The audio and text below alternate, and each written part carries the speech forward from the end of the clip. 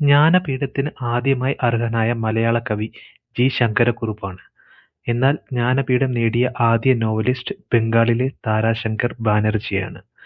സൗരപഞ്ചാംഗം ആദ്യമായി വികസിപ്പിച്ചത് ഈജിപ്ഷ്യൻ സംസ്കാരമാണ്. മെസൊപ്പൊട്ടേമിയക്കാരാണ് ചന്ദ്രപഞ്ചാംഗം ആദ്യമായി വികസിപ്പിച്ചത്. കരയിലെ ഏറ്റവും ശക്തനായ മൃഗം ആനയാണ്. എന്നാൽ വേട്ടയാടുന്ന മൃഗങ്ങളിൽ ഏറ്റവും ശക്തിയുള്ളത് കടുവയ്ക്കാണ്. കേരളത്തിലെ ഉപ്പു സത്യാഗ്രഹ കാലത്തെ പടയണി ഗാനമായ വരിക വരിക സഹചരെ രചിച്ചത് അംഷി നാരായണപിള്ളയാണ്. അഖിലകലാമണ്ഡലം അണിയിച്ചൊരുക്കി എന്ന ഗാനം Pandalam K. P. Raman Pillai Nair service സൊസൈറ്റിയുടെ ഉത്പന്ന പിരിവുമായി ബന്ധപ്പെട്ട് രചിച്ചതാണ്. പ്രാചീന കേരളത്തിലെ ജൂതവ്യാപാരികളുടെ സംഘമായിരുന്നു അഞ്ചുവണ്ണം. പ്രാചീന കേരളത്തിലെ സിറിയൻ ക്രിസ്ത്യാനികളുടെ സംഘമായിരുന്നു മണിഗ്രാമം. സൂര്യൻ കഴിഞ്ഞാൽ ഭൂമിയോട് ഏറ്റവും അടുത്തുള്ള നക്ഷത്രം പ്രോക്സിമ സെന്റോറിയാണ്. അത് കഴിഞ്ഞാൽ ആൽഫ സെന്റോറി. ആശ്ചര്യമഞ്ജരി രചിച്ചത് കുലശേഖര ആഴ്വാർ ആണ്. ആശ്ചര്യ ചൂടാമണി രചിച്ചത് ശക്തിഭദ്രൻ. വിവേക ചൂടാമണിയുടെ കർത്താവ് ശങ്കരാചാര്യനാണ്. ഭൂമിയിൽ നിന്ന് നോക്കിയാൽ ഏറ്റവും വലുപ്പത്തിൽ കാണാൻ കഴിയുന്ന നക്ഷത്രമാണ് സൂര്യൻ. സൂര്യൻ കഴിഞ്ഞാൽ ഭൂമിയിൽ നിന്ന് നോക്കിയാൽ കാണുന്ന വലിപ്പം കൂടിയ നക്ഷത്രം സിറിയസ് ആണ്. സൗരയൂഥത്തിലെ ഏറ്റവും വലിയ ഉപഗ്രഹമാണ് ഗനീമീഡ്. ഏറ്റവും സാന്ദ്രത കൂടിയ ഉപഗ്രഹമാണ് അയോ. ചലിക്കുന്ന കാവ്യം ഭരതനാട്യം, ചലിക്കുന്ന ശില്പം ഒഡീസി. ലോകപ്രസിദ്ധ വിപ്ലവകാരി ആയ ചെഗുവേര ജനിച്ചത് അർജന്റീനയിലാണ്. 1954 ബൊളീവിയയിൽ എത്തിയ അദ്ദേഹം അവിടെ നിന്നും മെക്സിക്കോയിലും എത്തി. ക്യൂബൻ വിപ്ലവത്തിൽ കാസ്ട്രോയ്ക്കൊപ്പം തോളോടു തോൾ ചേർന്ന് പ്രവർത്തിച്ചു.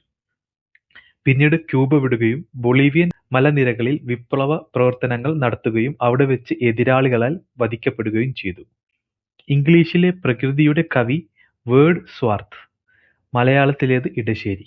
സ്വാതന്ത്ര്യം ലഭിക്കുന്ന സമയത്ത് ഇന്ത്യയുടെ ഏറ്റവും വലിയ പ്രൊവിൻസ് ആയിരുന്നു ബംഗാൾ. എന്നാൽ 1937 ഇന്ത്യയിൽ നിന്നും ബർമ്മ വേർപെടുന്നതിനു മുമ്പ് ബർമ്മയായിരുന്നു വലിയ പ്രവിശ്യ. ഏറ്റവും വടക്കേ അറ്റത്തെ തെക്കൻ അമേരിക്കൻ രാജ്യം കൊളംബിയയും ഏറ്റവും വടക്കേ അറ്റത്തെ ലാറ്റിൻ അമേരിക്കൻ രാജ്യം മെക്സിക്കോയുമാണ്.